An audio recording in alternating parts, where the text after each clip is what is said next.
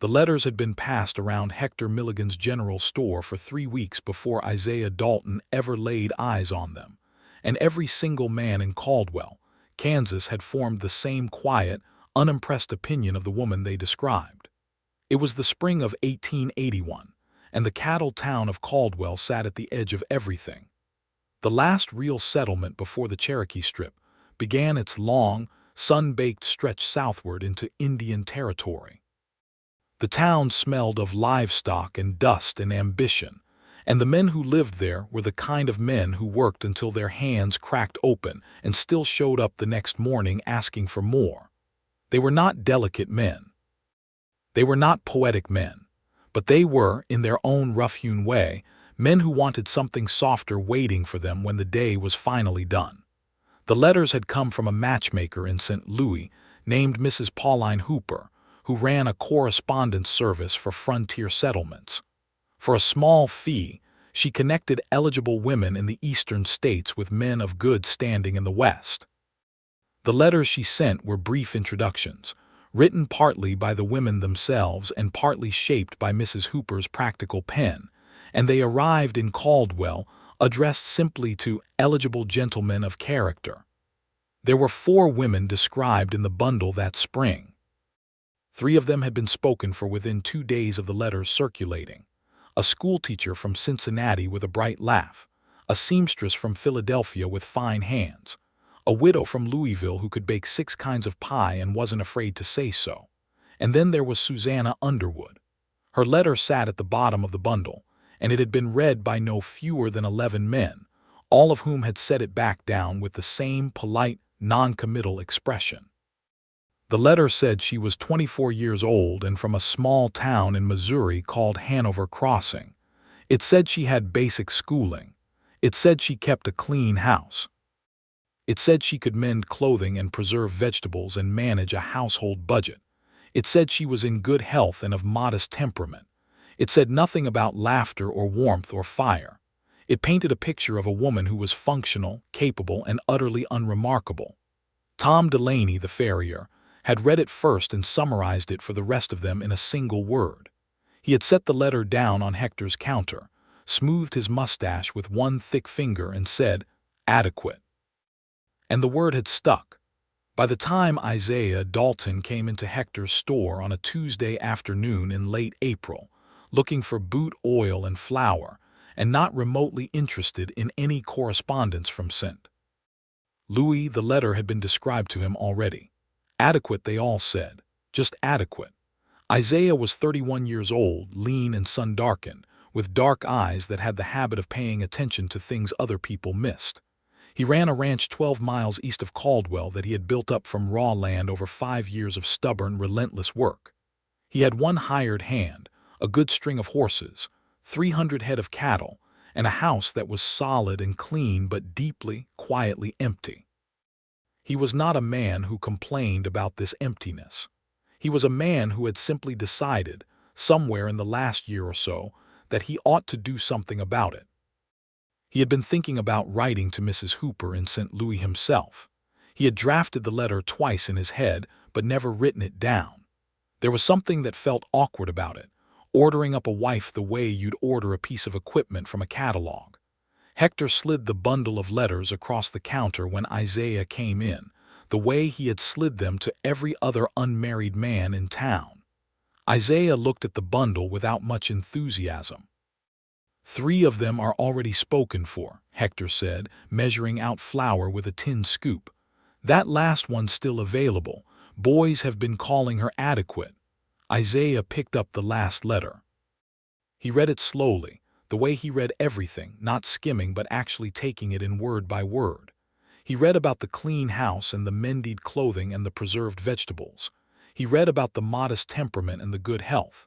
He read the one paragraph that Susanna had apparently written herself, which was tucked near the bottom, and which nobody seemed to have commented on.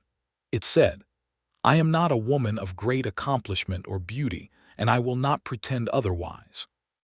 I know how to work and I know how to be honest, and I know that the frontier is hard in ways I cannot fully prepare for from here.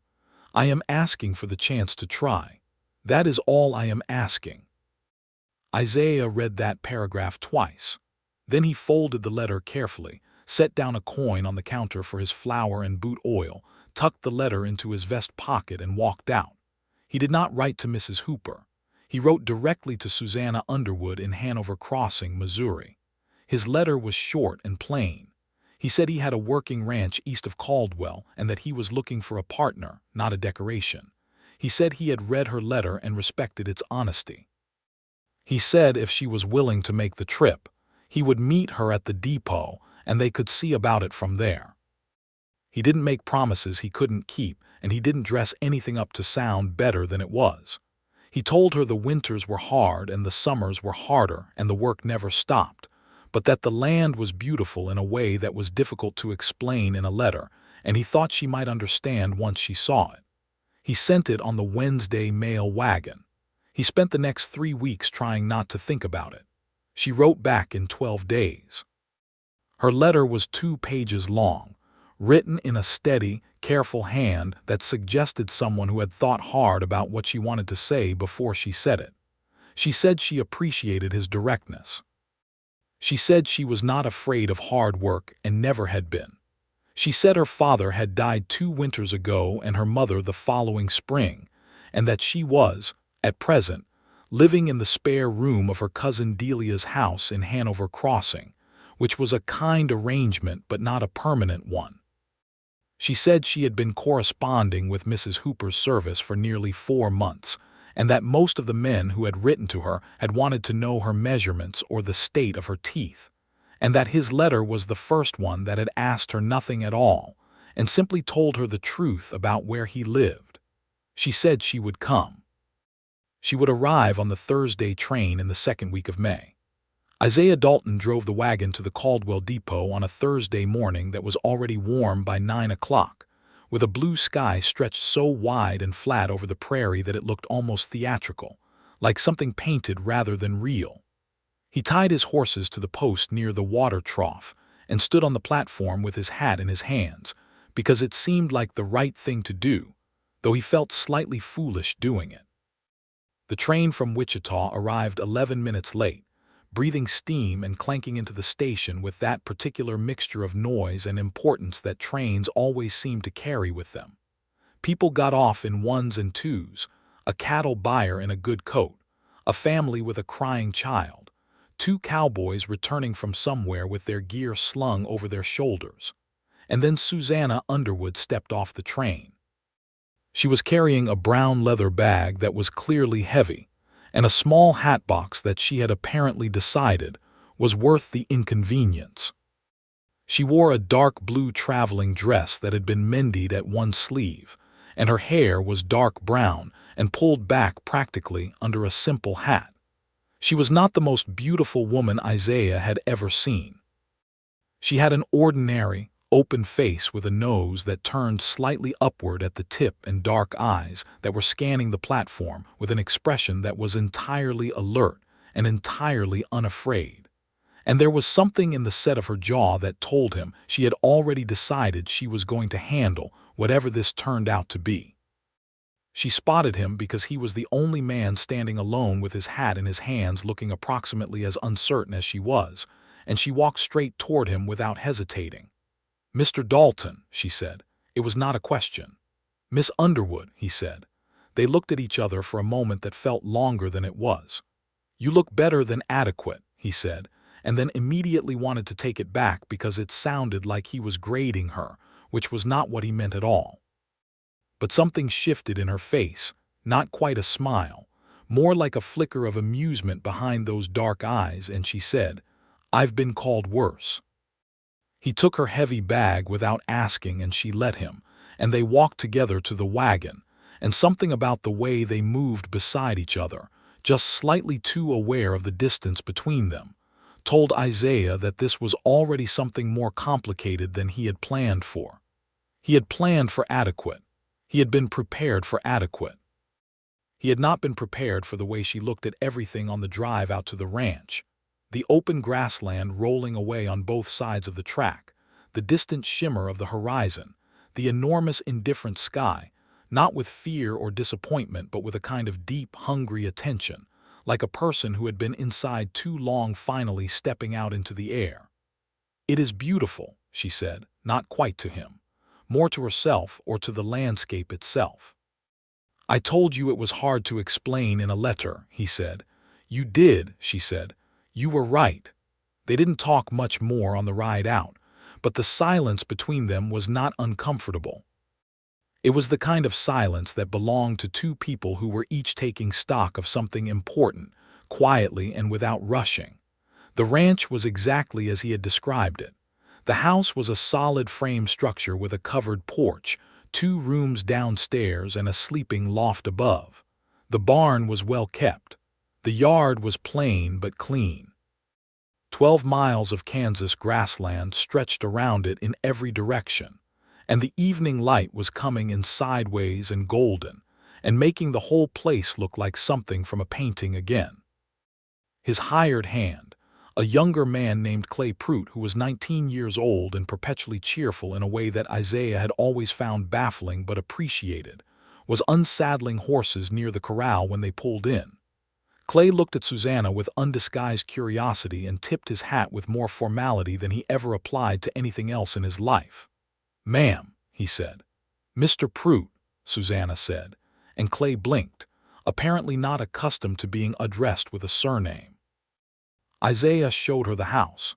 She walked through it the way she had looked at the landscape, paying attention, taking it in, reserving judgment. The downstairs had a kitchen and a main room with a fireplace. The sleeping loft was reached by a wooden ladder.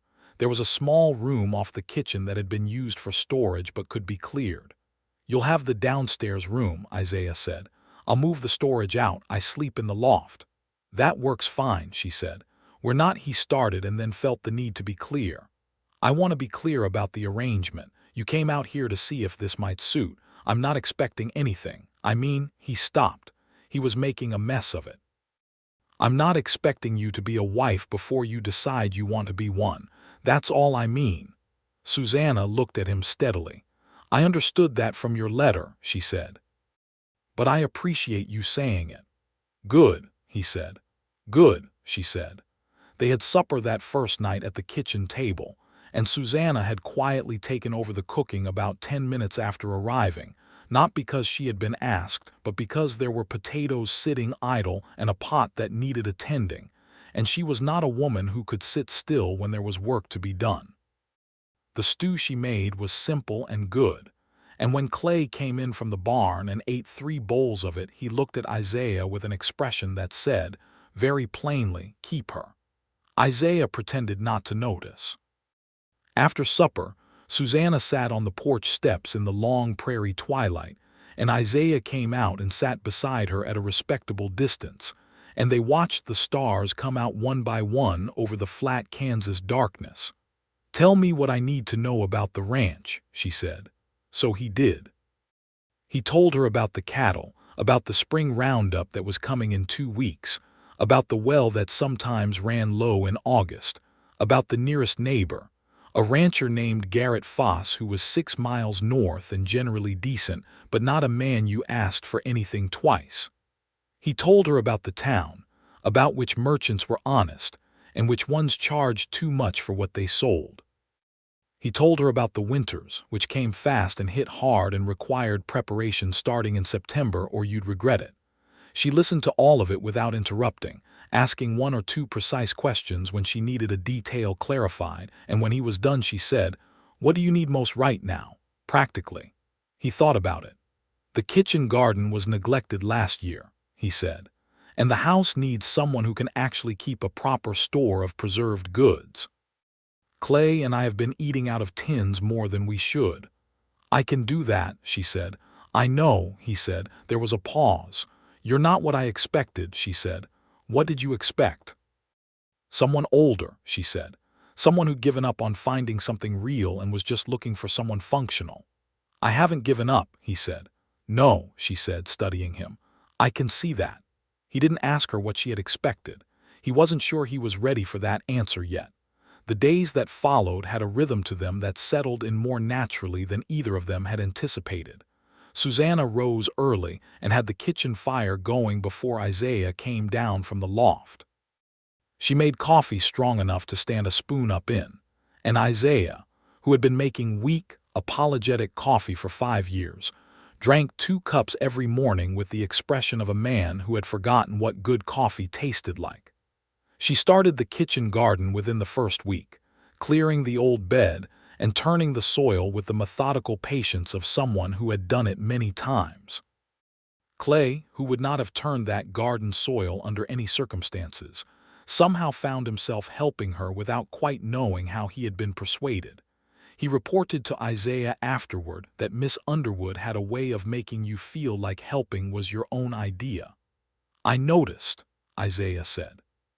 "She know a lot about plants," Clay said. "She does." "She know a lot about everything," Clay said with the air of someone delivering an important conclusion. "Get back to the horses," Isaiah said, but he was thinking about it because Clay was not wrong. Susanna had a practical, encyclopedic knowledge of things that surprised him. She knew about soil and seeds, about the weather patterns she'd been reading in the sky and the grass since arriving, about which of the cattle in the south pasture was showing the early signs of something that might need watching. She hadn't been to school beyond a basic level, but she had read everything she could get her hands on and she remembered it, and she had the kind of mind that connected things quickly and made good decisions without much fuss about it. She was also, Isaiah discovered, quietly funny in a way that crept up on you. She didn't make jokes. She made observations. Dry, precise observations delivered with a straight face, and then she'd look at him sideways, and there would be that flicker in her dark eyes, and he would realize she had said something funny and he'd laugh, sometimes a few seconds after the moment had passed, and she seemed to find his delayed reaction more amusing than anything else.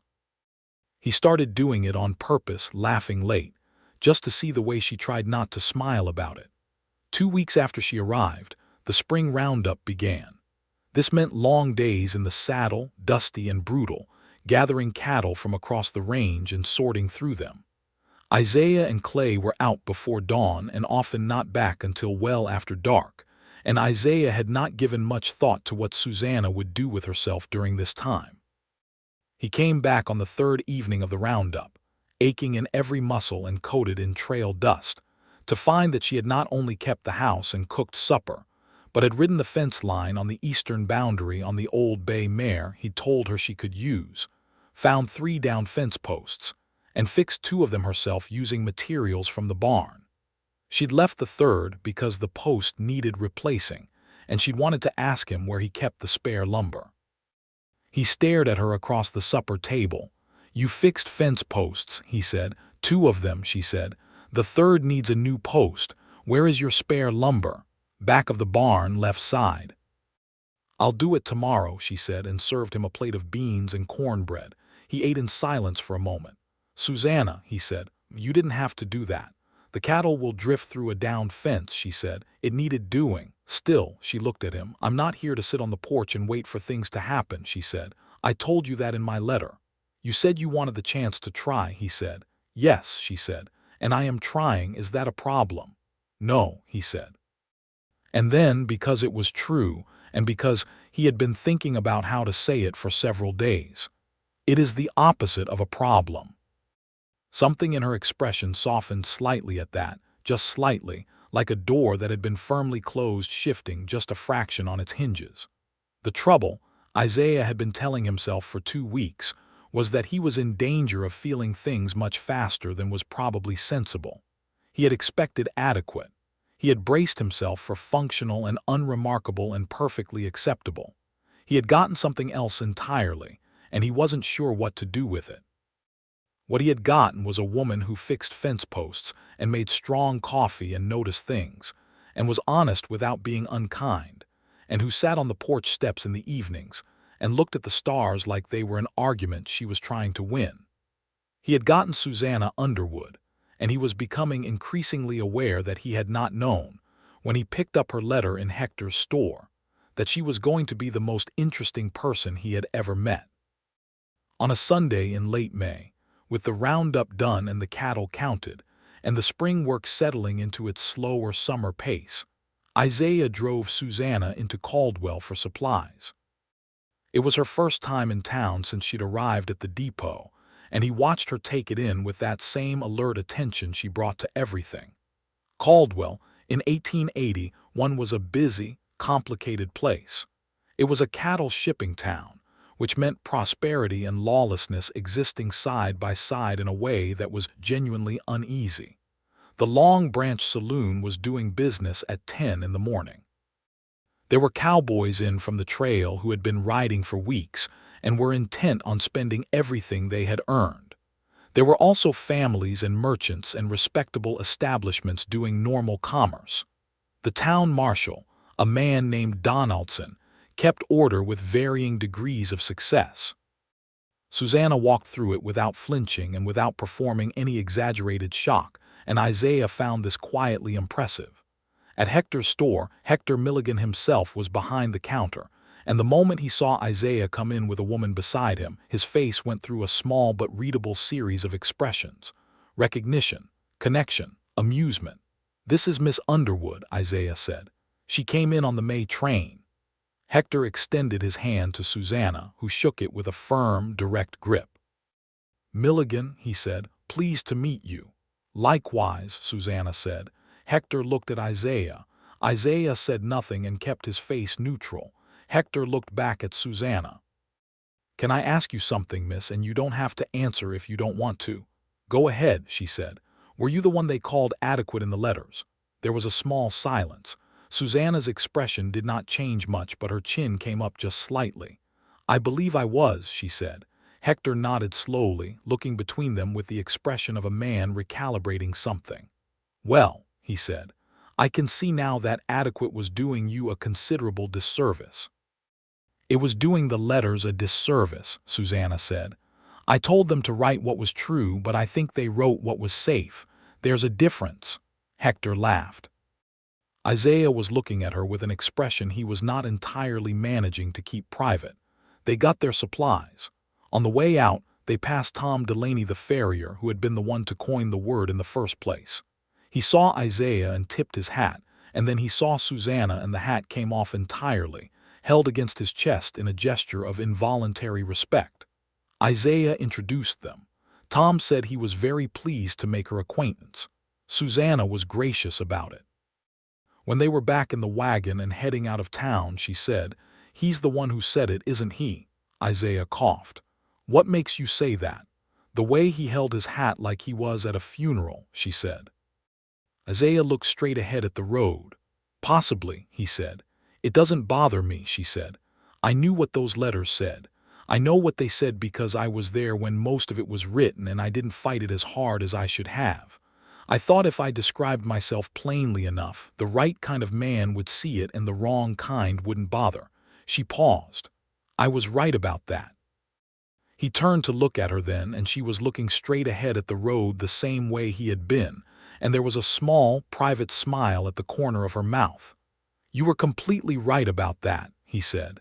She glanced at him sideways. "I know," she said. He thought, on the drive home, that he had thrown the other letters away without reading them, and had not once questioned that decision.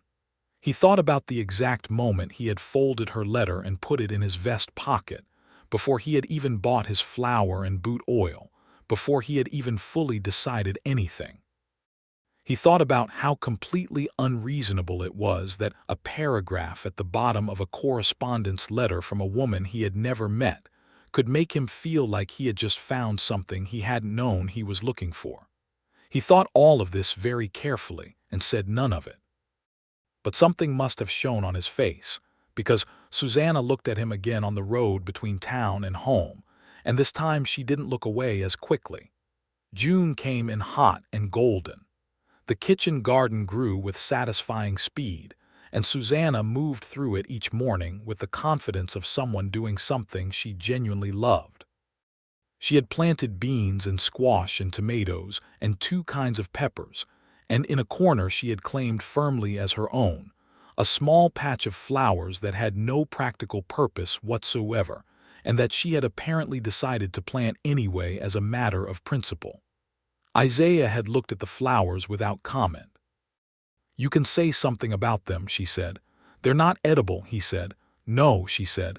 "They'll use water from the same trough as the vegetables." "Yes," she said. "All right," he said.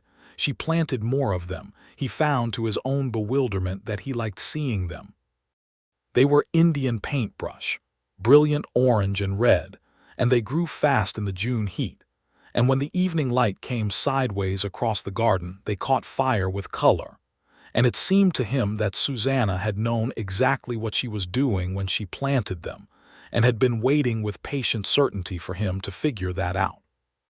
One evening in early June, sitting on the porch after supper, Clay having gone to the barn to repair a piece of tack, Isaiah said, without particularly planning to, "Can I ask you something?"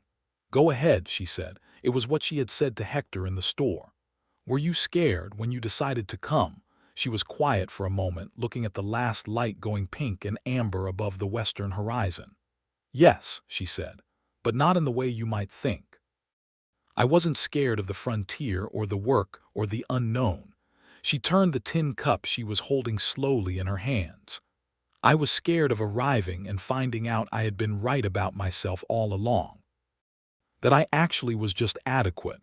That what the letters said was the whole truth and there wasn't anything more to me than that." "And," he said. "And I arrived," she said. "And I fixed fence posts and planted a garden and made strong coffee, and I am sitting on this porch right now looking at a sky that is about to do something spectacular." She nodded toward the horizon, where the sunset was, in fact, doing something spectacular, streaks of deep violet and burning orange spreading wide across the grassland sky. "And I don't think adequate is the right word anymore. I think I was just in the wrong place." He looked at her for a long time. She was still watching the sky. "Susanna," he said, "you were never adequate, not for a single day since you got off that train." She was quiet. The sunset was burning itself out across the prairie in magnificent, indifferent silence. "Thank you," she said softly. "That is the nicest thing anyone has ever said to me." "That's a low standard," he said. She laughed.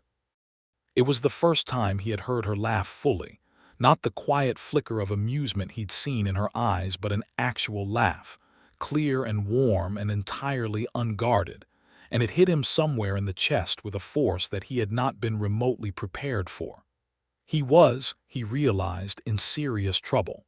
He did not do anything about it immediately. He was a patient man, and he was also, if he was being honest with himself, somewhat frightened by the magnitude of what he was feeling. He had not expected this. He had been prepared for a workable partnership, for quiet companionship, for something reasonable and mutually beneficial. He had not been prepared for the way Susanna Underwood had quietly rearranged everything he thought he understood about what he wanted from his life. So he kept doing what he had been doing. He was present, and he was kind, and he was honest, and he made sure she was never in doubt that she was valued, and that her presence on the ranch was good for more than her practical contributions. He watched her become more confident in the space, watched her move through the kitchen and the garden and the pasture with increasing assurance. He watched her talk to the horses in a low, even voice that made them settle down in ways they didn't always settle for him. He watched her and Clay develop a teasing, big sister-little brother dynamic that involved Susanna assigning Clay tasks that were slightly above his current skill level, and then coaching him through them without making him feel small about it. And he tried very hard not to stand too close to her when they were going over the account book at the kitchen table, because she had a habit of leaning in over the figures, and her hair, which she wore down in the evenings when the work was done, would swing forward, and he would have to concentrate extremely hard on the numbers. July brought heat that sat on the land like a physical weight, and it brought something else too, trouble from the north. Garrett Foss, the neighbor 6 miles away, whom Isaiah had described as decent, but not a man you asked for anything twice, turned out to have a more complicated character than that summary suggested. His trouble was a man named Deke Calder, who was his foreman and who had, over the course of the summer, been running his cattle across the northern boundary of Isaiah's range and not bothering to apologize about it. Deke Calder was the kind of man who was used to people backing down. He was large and loud and had a temper that ran close to the surface, and he had apparently decided that Isaiah Dalton's quiet manner meant Isaiah Dalton could be pushed. He had come to that conclusion before Susanna arrived, and he had not updated it. The first time Susanna encountered Deke Calder, it was at the north fence line on a hot July afternoon. She had ridden out to check on the cattle in the north pasture, which was something she had been doing regularly since the roundup, because she had a good eye for the health of the herd, and Isaiah trusted her judgment absolutely. She found 3 of Foss's cattle mixed in with the Dalton herd, and she was in the process of cutting them out calmly and methodically when Calder rode up from the north. He was a big man on a big horse, and he stopped at the fence line and looked at her with the particular kind of dismissiveness that some men applied automatically to any woman they encountered. "Those are Foss cattle," he said. "Yes," she said. "I know. I'm returning them." "You're that mail order woman Dalton sent for," he said. Susanna finished cutting the last steer and turned her horse to face him. "I'm Miss Underwood," she said. "Your cattle are on the wrong side of this fence, Mr. Calder. I'd appreciate if you kept them on your own range." Calder's expression shifted into something unpleasant. "You keep on with that fence checking, sweetheart, and tell Dalton he ought to come talk to a man himself instead of sending his woman to do it."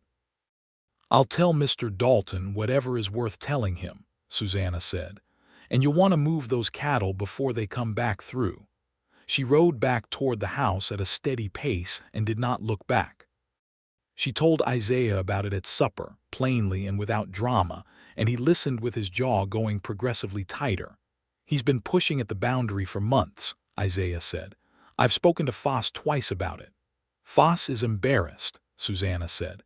"Calder's been with him for a long time, and he knows if he lets Calder go there'll be trouble, but Calder is going to keep going until someone stops him properly." "How do you figure Foss is embarrassed?" "Because when I described what Calder said, you said you'd spoken to Foss twice," she said. "Which means Foss knows it's happening and isn't stopping it. The only reason a man doesn't stop something he knows is wrong is because he can't manage it or it costs him too much to try. Either way, he's embarrassed." Isaiah looked at her across the table. Clay was watching this exchange with the riveted expression of someone watching a particularly good chess game. "You're probably right," Isaiah said. "Talk to Foss again," she said. "Not about Calder. Talk to him directly about the boundary, about what it costs you when cattle mix. Make it practical. Give him a reason to deal with it that doesn't require him to admit he's been letting it go." Isaiah nodded slowly. "And in the meantime," she said, "I'll keep checking that fence." "Susanna." "I'm not afraid of him," she said. "And he needs to know that you're not either, which means the people on your ranch aren't." He went to see Garrett Foss the next morning. He went alone, and he was civil and straightforward, and he talked about the practical costs of mixed herds the way Susanna had suggested.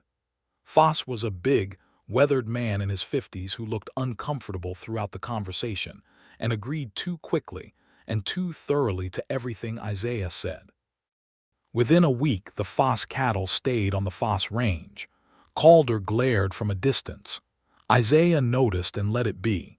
When he told Susanna it had worked, she nodded as if she had expected nothing different. "You knew it would," he said. "I thought it probably would," she said. "You understand people," he said. She considered this. "I had to," she said. "I've been in situations my whole life where I had to figure out how things worked and how people worked, because if I waited for someone to explain it to me, I'd be waiting forever. So I watched, and I listened, and I paid attention." "That's a skill," he said. "It's a survival skill," she said, with a slight edge in her voice that told him there was more to that sentence than she was saying. He did not push it. He filed it away carefully, the way he filed everything she said. On a Saturday evening in mid-July, with the day's heat finally releasing its grip and a breeze coming up from the south that smelled like rain, Isaiah asked Susanna if she would like to ride out to the East Ridge before it got dark. She looked at him with the kind of look that meant she was measuring something.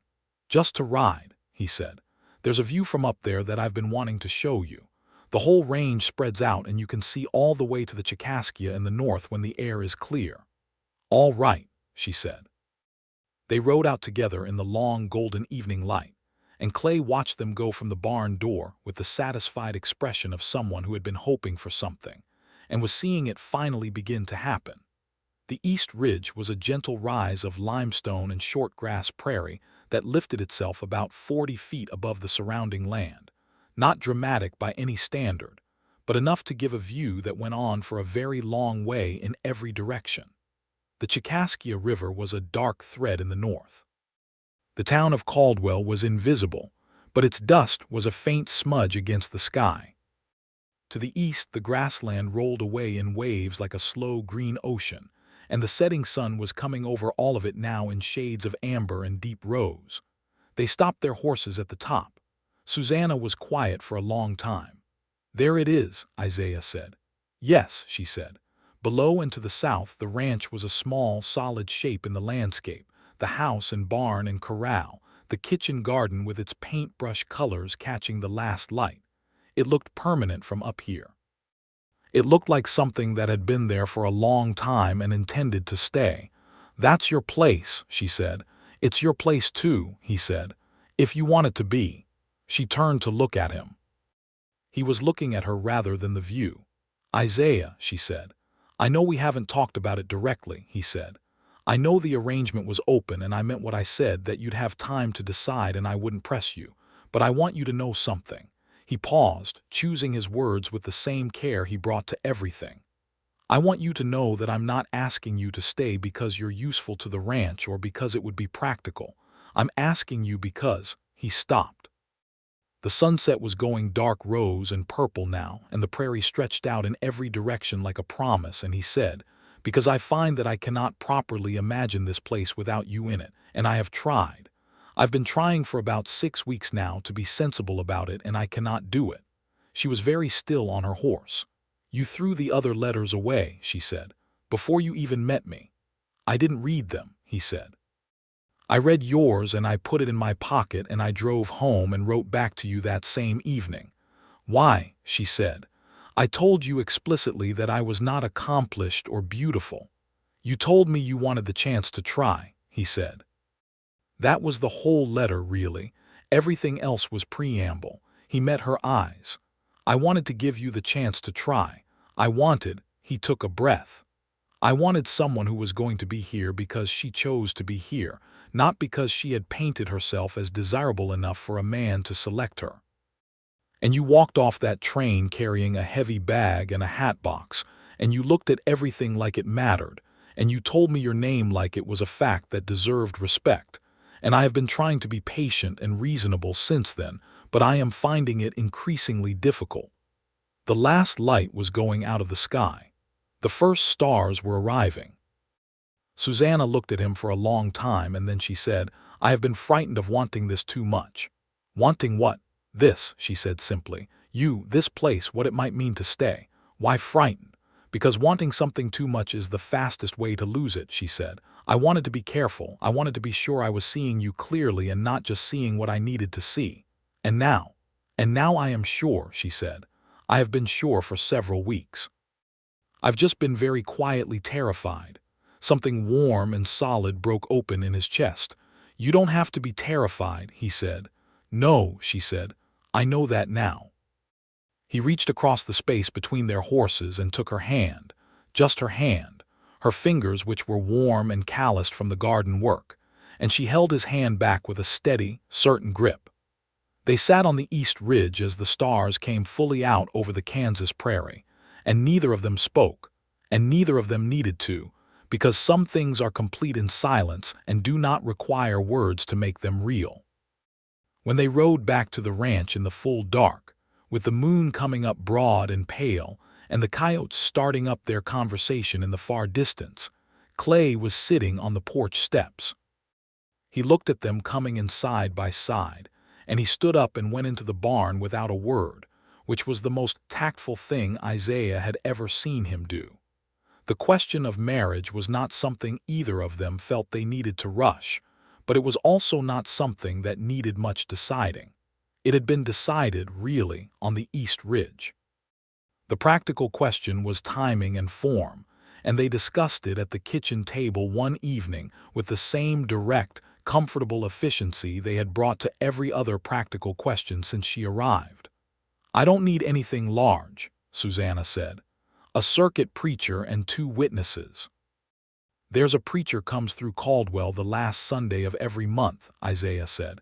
"That would be August 28th.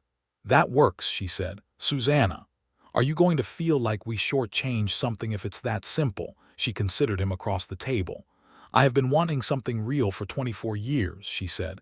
"Simple and real sounds exactly right to me." "Then August 28th, he said.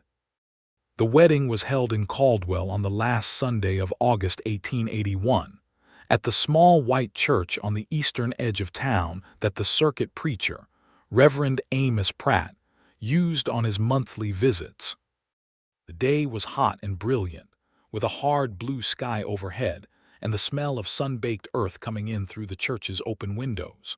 There were more people there than Isaiah had invited. The word had gone around Caldwell in the way things went around in small frontier towns, completely and unstoppably, and by the time the service started there were approximately 30 people in the pews who had technically not been informed of the event, but had decided to come anyway. Hector Milligan was in the 3rd row. Tom Delaney, the farrier, was near the back, holding his hat with both hands again. Clay Prout was in the front row, wearing a clean shirt that he had ironed himself with an iron that was slightly too hot, giving it a faint scorched smell that he seemed unaware of. Susanna came in wearing a dress that was pale gray-green, the color of sage, which she had sewn herself in the 2 weeks prior. It had none of the ornamental complexity of a fine Eastern wedding dress, and it was more beautiful for that, simple and well-made and exactly like her.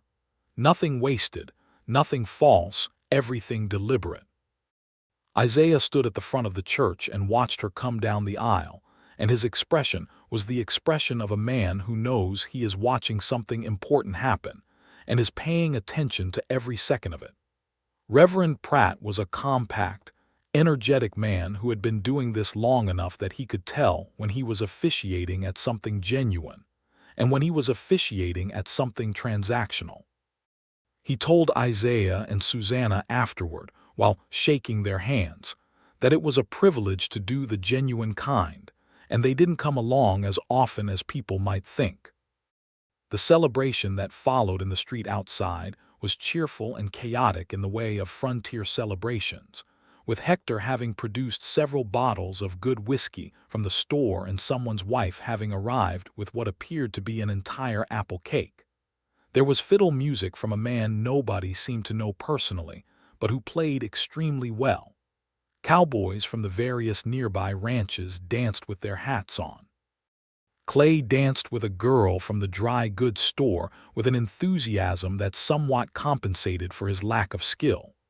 Susanna and Isaiah stood together through most of it, her hand tucked into the bend of his arm, watching their town celebrate at them. He leaned down and said something into her ear that made her close her eyes briefly in the particular expression he had come to recognize as her version of happiness expressed inwardly, a private bloom of it, quiet and complete. They drove home in the early evening, the 2 of them and Clay, who fell asleep in the wagon bed before they'd gone 3 miles and did not wake up until they were in the yard. Fall came, and with it, the sweet relief of cooler air and the busy, urgent work of preservation and preparation. Susanna's kitchen garden had produced abundantly, and the back room was filling with preserved tomatoes and pickled beets and dried beans, and a collection of squash arranged in a row along the floor that Clay called the army because they looked, to his eye, as if they were standing at attention. In October, Isaiah and Susanna rode the fence line together, which had become something they did most weeks, not only for the practical purpose of checking the boundary, but because they had discovered that they both did some of their best thinking on horseback, and the long circuits of the ranch had become a time for conversation that went deeper than the kitchen table. On an October afternoon, with the cottonwoods along the creek turned brilliant yellow, and the sky the particular clear cold blue of the first autumn, Susanna told him the rest of the story about Hanover Crossing. She had grown up there, she said, the daughter of a man who had tried hard and failed at most practical things, and a mother who had compensated for this with a level of efficiency that left no room for anything impractical. She had been the child who was responsible, who was sensible, who could be counted on. Not the beautiful one, that was her older sister Clara, who had married a merchant in St. Louis at 19 and seemed to belong to a different narrative entirely. Not the funny one or the adventurous one. Susanna had been the one who kept things running, who noticed what needed doing and did it, who was described by neighbors and relatives in the same terms that the correspondence letter had used: capable, reliable, pleasant enough. Adequate, she said without bitterness, just as a fact. What happened to your parents, he asked. My father got sick in the fall of '79, she said. It took him through the winter. My mother was already not strong. She lasted until the following May, and then she just stopped. I think she decided to go. I think she was tired. She paused. After that I was in Delia's spare room with 2 trunks and a very clear understanding that I needed to find somewhere else to be. Mrs. Hooper's correspondence service seemed like a practical solution.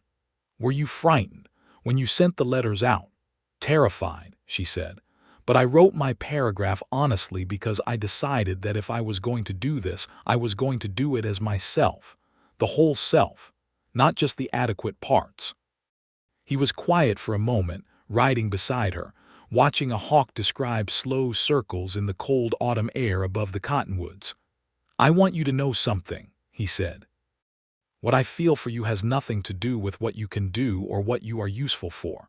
I know that might be hard to believe, given that the whole thing started as a practical arrangement, but I want to be clear. I love you. I love who you are, not what you do. She stopped her horse. He stopped his. The creek gurgled nearby between its yellow banks. She looked at him with those dark eyes that were so much better at seeing things clearly than people generally expected, and she said, I know, and I love you.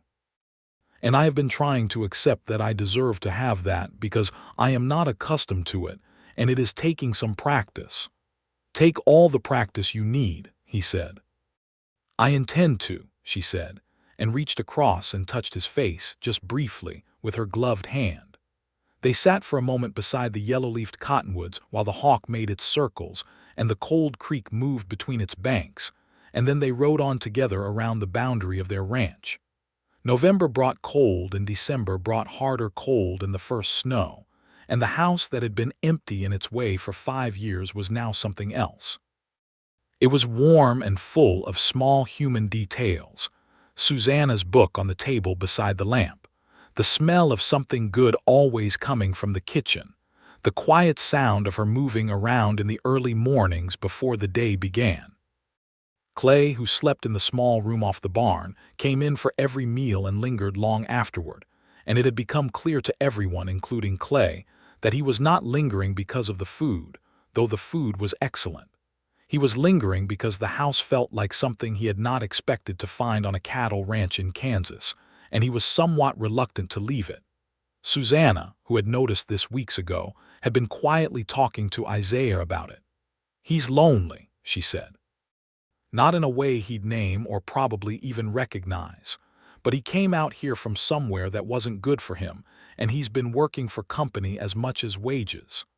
I know, Isaiah said. He needs something of his own eventually, she said. Not right now, he's 19, but in a few years. I've been thinking about whether the East Section could support a small outfit, Isaiah said. I've been thinking about that too, she said. They looked at each other across the kitchen table. We think about the same things, he said. We do, she said. It's very convenient. The winter passed, and in the spring of 1882, Susanna told Isaiah one morning at the kitchen table, with the calm directness that was entirely characteristic of her, that she believed she was expecting a child. He put down his coffee cup. He was quiet for a moment that she apparently correctly read as not negative because she waited without any visible anxiety. Are you sure? He said.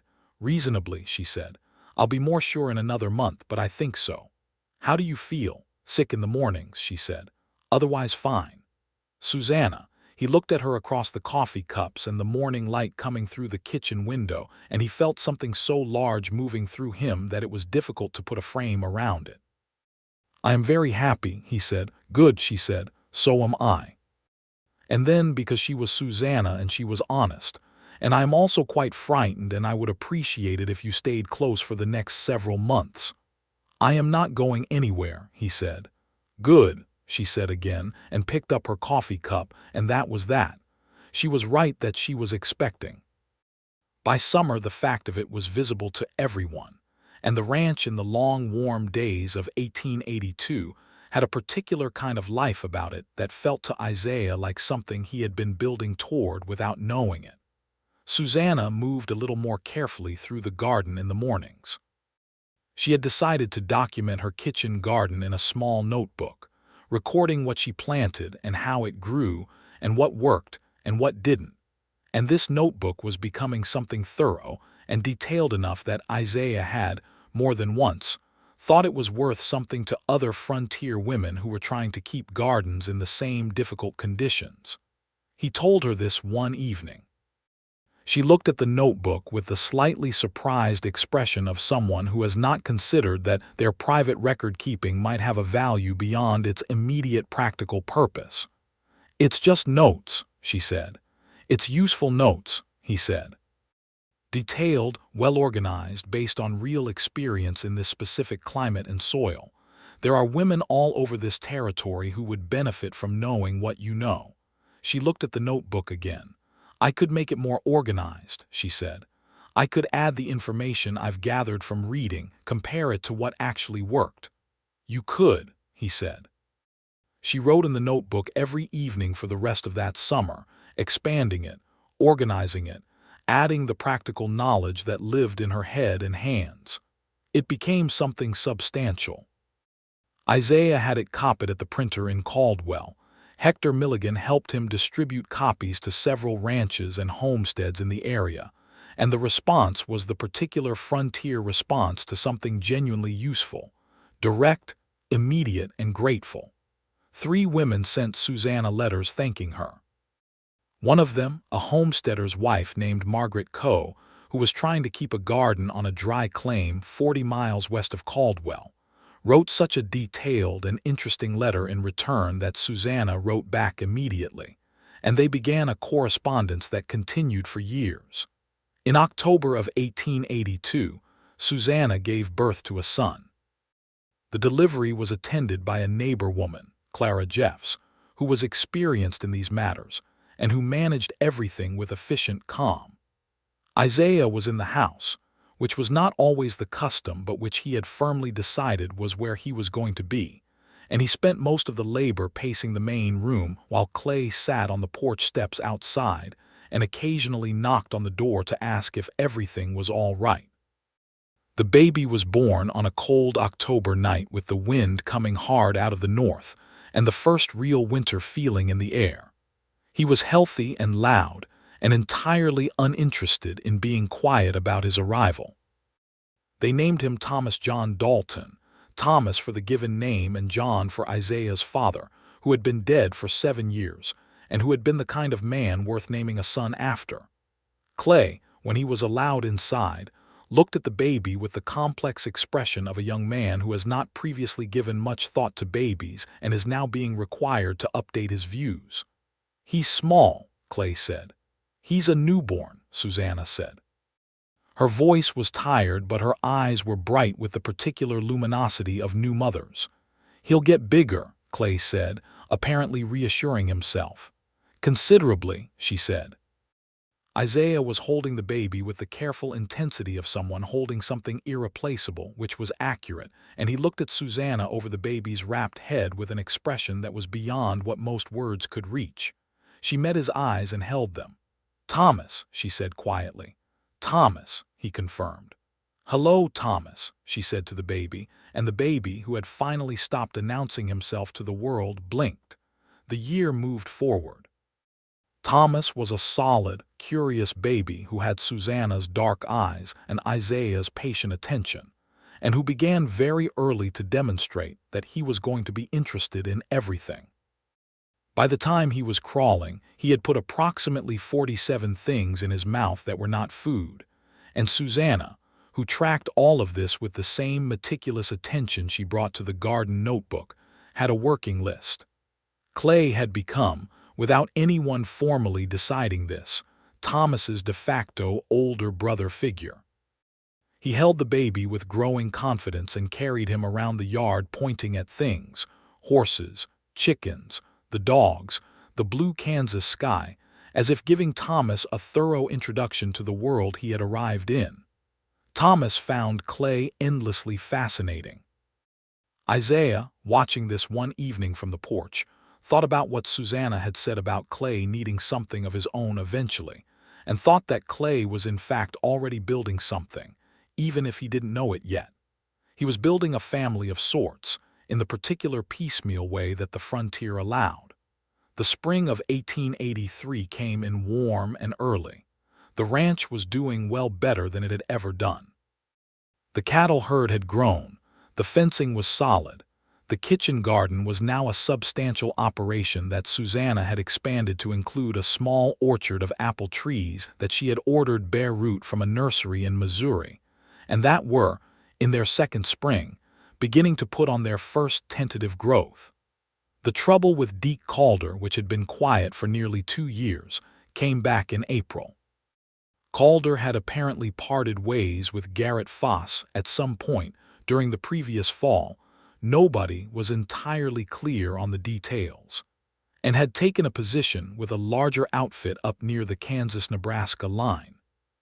But he came back through Caldwell in April of 1883 with money in his pocket and an unresolved grievance in his character. And the unresolved grievance, it seemed, was that he felt he had been handled by Isaiah Dalton and his wife, which was not the kind of thing a man like Calder could let go easily. He came to the ranch on a Tuesday afternoon when Isaiah was out in the south pasture checking on a heifer that had been showing signs of trouble. Susanna was in the yard hanging washing when she heard the horse in the yard and came around the corner of the house to find Calder dismounting at the hitching post. Clay was at the barn. He had seen Calder coming and was standing in the barn doorway with an expression that was carefully neutral but had something watchful behind it. Calder looked at Susanna. "I've come to see Dalton," he said. "He's out on the range," she said. "If you want to wait, you can wait on the porch." "I'll stand," he said. There was a short silence. Calder was looking at her with the assessing contempt he had always applied to her, and Susanna looked back at him with the steady directness she applied to everything. "You've done well here," Calder said, with an inflection that turned the observation into something else. "We have," she said. "Mail order wife turns out useful after all," he said. The words were designed to sting, and Susanna felt them, but she had learned over the past 2 years that her primary skill in difficult situations was not reacting in the way the other person expected. She looked at Calder with calm eyes and said, "You came a long way to say that." "I came to talk to Dalton about some cattle," he said, shifting ground slightly, which told her the first thing had been something he said because he couldn't help it rather than because he had a plan. "I'll tell him you're here," she said. "Have a seat on the porch." She did not go for Isaiah immediately. She went to Clay first. "Ride out and tell Isaiah quietly," she said. "Don't run the horse, don't raise a panic. Just tell him Calder is here and wants to discuss cattle." Clay went without a word. Susanna went to the porch and brought Calder a tin cup of water because, regardless of what she thought of him, she was not going to be inhospitable, and she sat in the rocking chair on the far side of the porch and waited. Isaiah came in 20 minutes later. He dismounted, tied his horse, walked up to the porch and looked at Calder with the even, steady look he used when he was angry and was choosing not to let it run the situation. "Calder," he said. "Dalton," Calder said. "I've got some cattle up north I'm looking to sell. Thought you might be interested." They negotiated briefly and without drama. Isaiah bought nothing. The cattle Calder was selling turned out to be a matter of some dispute as to their origin, which Isaiah determined by asking a few precise questions, and which Calder did not have clean answers to. Isaiah told him he wasn't in the market and Calder left. When he was gone, Isaiah came and stood near where Susanna was sitting, and they both watched the dust of Calder's horse settle back into the road. "He's not going to be back," Isaiah said. "No," Susanna agreed. "He knows we know." "Clay told me you sent him for me calm and quiet," Isaiah said. "Running a horse would have looked like panic," she said. "I know." He sat down on the porch step. "You handled that." "We handled it," she said. "Together." He looked up at her from the step. "Yes," he said, "we did." That spring and summer had the particular richness of a life that has found its proper shape and is now running in it.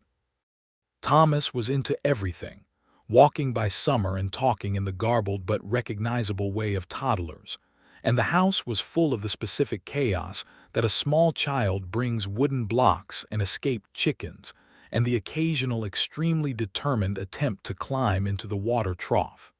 Susanna's orchard was growing. Her correspondence with Margaret Coe and now two other frontier women had developed into something that felt, to Isaiah, like an informal network of practical knowledge, women trading information about farming and preservation and child-rearing across the distances of the Kansas and Oklahoma territories in letters that were densely useful and quietly remarkable. He told her this one evening. "What are you suggesting?" she asked, with the particular focus she brought to conversations where she suspected she was being led toward a good idea. "I'm suggesting that what you do, exchanging useful knowledge with other women who are doing hard things in hard places, has a value beyond the individual letters," he said. "I'm not sure exactly what shape it could take, but I know that what you know is worth more than just this kitchen and this garden." She looked at the small stack of letters on the table. "I've been thinking about collecting the responses to the garden guide," she said, "adding their experiences to mine, making something more complete." "Do that," he said. She looked at him. "You genuinely mean that?" "I genuinely mean that," he said. "The ranch doesn't need you every hour of every day. It runs. Thomas will need you less as he gets older, not more. You have a mind that deserves more room than you've been giving it." She was quiet for a moment. "You are a remarkable person," she said. "No," he said. "I just know who I married."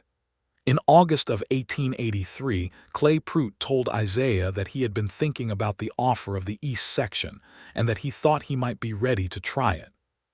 He was 21 years old. He had 2 years of experience running cattle on the Dalton Range, and he had, in that time, become a genuinely skilled rancher.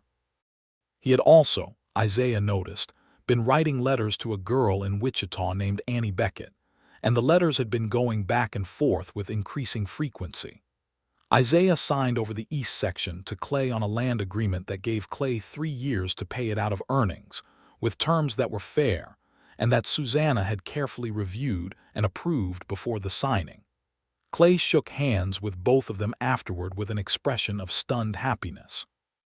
"You can come to supper whenever you want," Susanna told him. "That does not change." "Yes, ma'am," Clay said. "You're going to do well," she said. "How do you know?" he said. "Because you work hard and you pay attention and you care about doing things right," she said. "That is all you need." Clay nodded with the solemnity of someone receiving important information from a reliable source. He moved to the East Section in September and began the slow work of building his own place. Annie Beckett came to visit in October, a bright-eyed young woman of 20 who shook Susanna's hand with a directness that made Susanna immediately like her.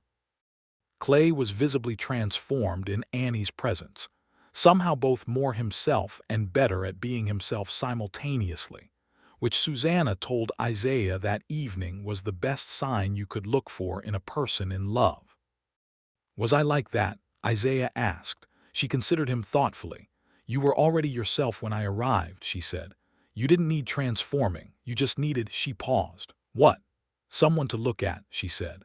"Someone to be all of that for." He crossed the kitchen and kissed her with the kind of thoroughness that made Thomas, who was playing on the floor with his blocks, look up and then look back down with the philosophical equanimity of a 2-year-old who has witnessed this before. The winter of 1883 was hard, the way Kansas winters were hard, coming in fast and cold and not apologizing about it. The ranch was prepared, Susanna had made sure of that, beginning in August with the preservation work and continuing through the autumn with the same meticulous planning she brought to everything. The root cellar was full. The hay was stacked. The woodpile was extensive. The cattle were in their winter configuration, closer to shelter, well monitored. During the long, cold evenings, Isaiah and Susanna read aloud to each other. They had accumulated books over the 2 years since her arrival, added to each trip into Caldwell, ordered through Hector when they wanted something specific. Thomas sat between them on the main room rug with the satisfied expression of a child who knows he is in the right place. They read history and natural science and novels, and occasionally law, because Isaiah had been thinking about some questions around land title that he wanted to understand properly. And Susanna had thoughts about this that were good enough that Isaiah suggested she write them down. And she did. And those notes too joined the growing collection of her written work. In the spring of 1884, Susanna told Isaiah she was expecting again. He was better prepared this time for the news in the sense that he received it with the same depth of feeling but less visible stunned quality. "How are you feeling?" he said. "Better than last time so far," she said. "Less sick." "That could change." "It could," she agreed. "I'll manage it." "I know you will," he said. "You manage everything." "Don't start being sentimental," she said, but she was smiling. "I'm always sentimental," he said. "I hide it very badly." "You hide it adequately," she said, with the particular precision with which she sometimes used that word now, not as an insult but as a private joke between them, a reclamation. He grinned at that. He grinned the way men grin when something goes down into a good place inside them. Their second child was born in November of 1884, a daughter this time, who arrived with considerably less ceremony than Thomas had, but with no less force of personality. She was quiet in the first weeks in the way that is not actually quiet, but is simply the quiet of someone taking thorough stock of their new environment before deciding how to proceed. They named her Isaiah Dalton. Isaiah for no one in particular, because Susanna said she wanted the girl to have a name that was entirely her own and not weighted with someone else's history. Me for the month of Susanna's mother's death, carried forward as a remembrance without the grief. Thomas, who was 2 years old and had opinions about most things, inspected his sister with the serious expression of a person conducting an important review, and then declared, in his partial but recognizable way, that she was satisfactory. Susanna told Isaiah this later with the look of a woman who found her son both entirely predictable and entirely wonderful. Clay and Annie were married in the spring of 1885, a ceremony held at the small church in Caldwell that had a satisfying feeling of completion to it, a circle completing itself. Susanna and Isaiah sat in the front pew with Thomas between them and Isaiah in Susanna's arms, and Isaiah held Thomas's hand and watched his friend and former hired hand make his vows, and felt the particular contentment of a man who is watching good things happen to good people and knows himself to be, in some small way, a part of why they are possible. Annie proved to be everything that Clay's letters had suggested. She was warm, funny, capable, and entirely unintimidated by the realities of frontier life. She and Susanna became friends in the direct, efficient way of women who have too much to do to waste time on the peripheral stages of friendship. They knew each other's worth immediately and proceeded from there. The summer of 1885 was a particularly full one. The ranch was at its best well-run, productive, the cattle healthy and the garden abundant, and the orchard, which had taken 3 years to properly establish, finally beginning to produce its first real crop of apples. They were small apples, knobby and imperfect, and Susanna pressed them into cider that was tart and cold and extraordinary, and she stood in the kitchen in September with 2 jars of it and looked at Isaiah with an expression of quiet triumph. "The orchard," she said. 3 years, he said. "Worth it," she said. "Worth everything," he agreed. Thomas was nearly 3 and was turning out to be, as Susanna had predicted from his first weeks, intensely curious about the world. He followed Isaiah around the ranch the way young children follow their fathers, watching everything, asking questions that were sometimes surprisingly precise for a child his age. He wanted to know how the fence posts were set, and why the cattle moved together the way they did, and what made the weather change. Isaiah answered every question fully, the way he had been answered as a boy, because he believed that a child's questions deserved the respect of honest, complete answers. Alina, nearly a year old, was watching everything too, but in a quieter way, with the patient accumulating attention that she had apparently inherited from her mother. She watched faces most carefully, and she had a habit of looking at people for a long time as if she was reading something in them that required concentration.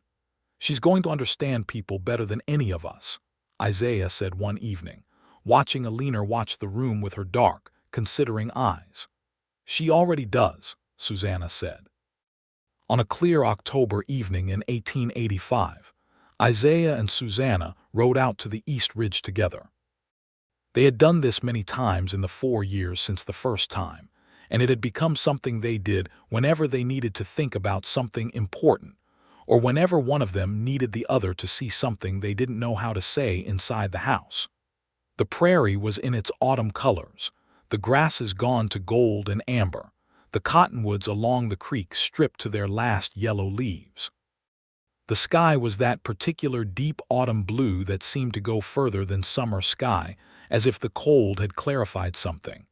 Below them the ranch was solid and full and entirely itself. The house with its added back room, the expanded barn, the orchard with its rows of small trees. The kitchen garden put to bed for the winter.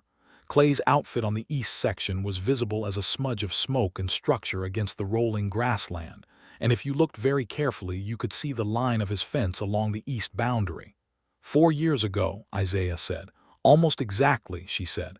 "You stepped off that train and looked at everything like it mattered." "Everything did matter," she said. "Everything does." He was quiet for a moment. "I want you to know something," he said. "And I want to say it here where I said the other things." "Go ahead," she said. "I knew that afternoon that you were something entirely different from what anyone had told me to expect," he said. "I knew it when you said your name on the platform like it deserved respect. I knew it when you looked at the prairie on the drive home like you'd been waiting for it. I knew it before you fixed the first fence post or made the first pot of strong coffee." He paused. "What I didn't know was how completely right it would all turn out to be. How much more it would become than anything I had thought to hope for." She looked at him with those dark eyes in the clear autumn light. "Isaiah," she said. "I came here from a spare room in a cousin's house," she said.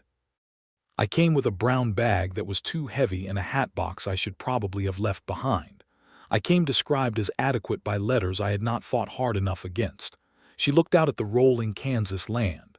"And I am now sitting on this ridge looking at a ranch that is partly mine and entirely beloved, with 2 children who are astonishing, and a man who has never once described me as adequate." "I described you as better than adequate," he said. "At the depot. My first words to you." "I know," she said, "which was a much better start than you probably realized." He laughed. The prairie was wide and golden around them, and the sky was going to do its sunset thing again, as it did every evening over this particular stretch of Kansas, with complete indifference to whether anyone was watching and complete magnificence regardless. "I love you," he said.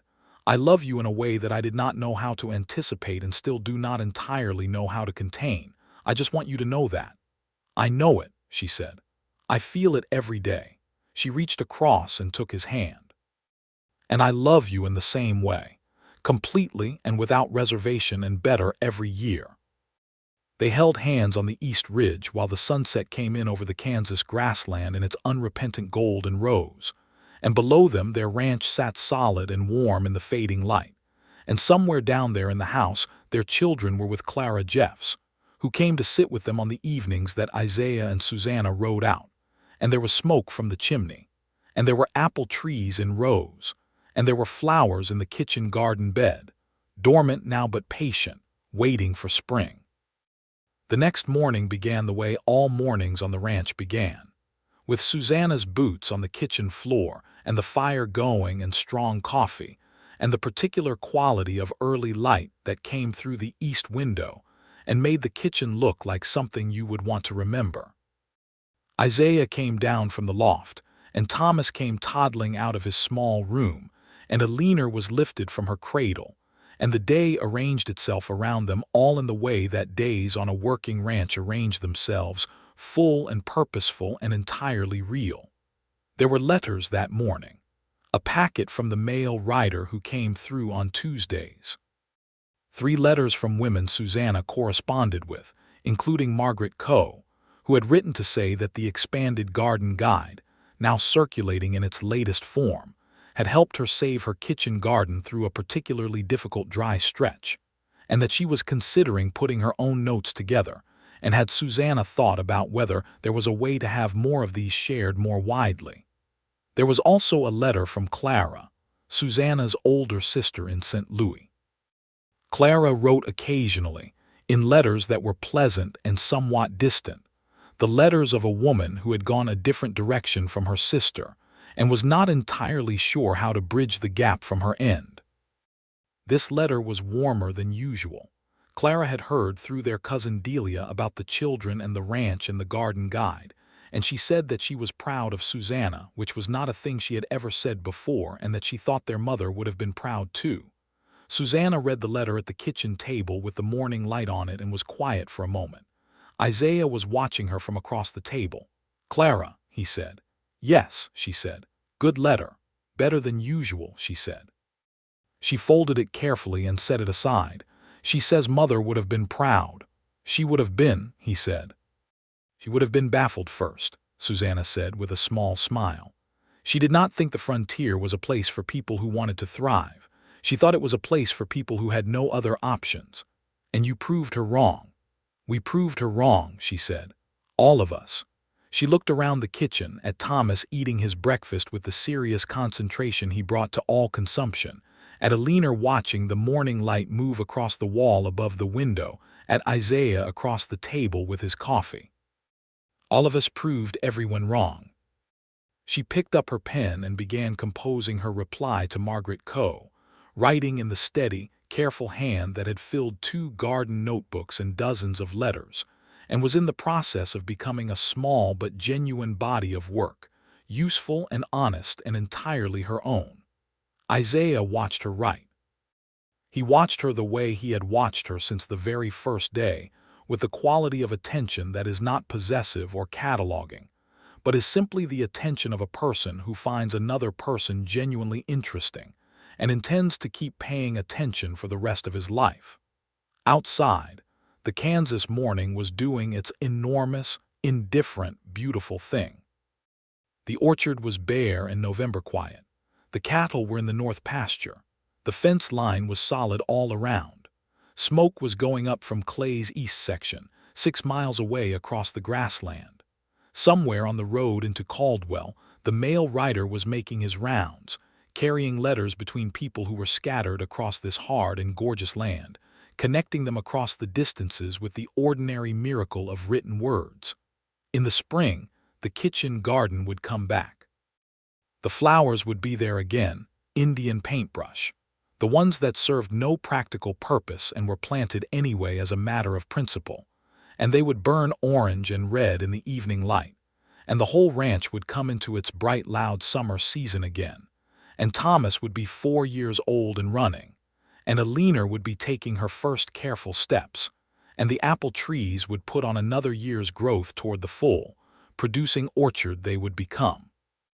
And the letters that had traveled so far, from a spare room in Hanover crossing to a general store in Caldwell, to a ranch 12 miles east of town, letters that had described a woman in the plainest and most insufficient terms, letters that had passed through 11 pairs of hands without anyone seeing what was really there, would be long forgotten. Thrown away, most of them, probably in those early days. The paper long since gone. What remained instead was everything that could not be contained in a letter and had refused to be. It remained in the house that was full of small human details and strong coffee and laughter that arrived sometimes a few seconds after the moment. It remained in two children who had Susanna's dark eyes and Isaiah's patient attention, and a heritage of stubbornness and honesty and love that would serve them wherever they went. It remained in an orchard and a garden, and a body of written work that would make its way to women across the territories, and tell them what was possible in a hard place if you paid attention, and refused to describe yourself as less than you were. It remained in two people who had met on a train platform in the spring of 1881 with almost nothing to go on but honesty, and had built everything from there. Isaiah put down his coffee cup and looked at his wife writing her letter in the morning light, and she looked up from the page and looked back at him, and between them in that ordinary, extraordinary kitchen on that ordinary, extraordinary morning on the Kansas prairie, something passed that had no adequate word for it and needed none. Thomas knocked over his cup. Alina made a sound of interest. Susanna reached for the cloth without looking away from Isaiah's eyes. He smiled at her. She smiled back. And the day went forward.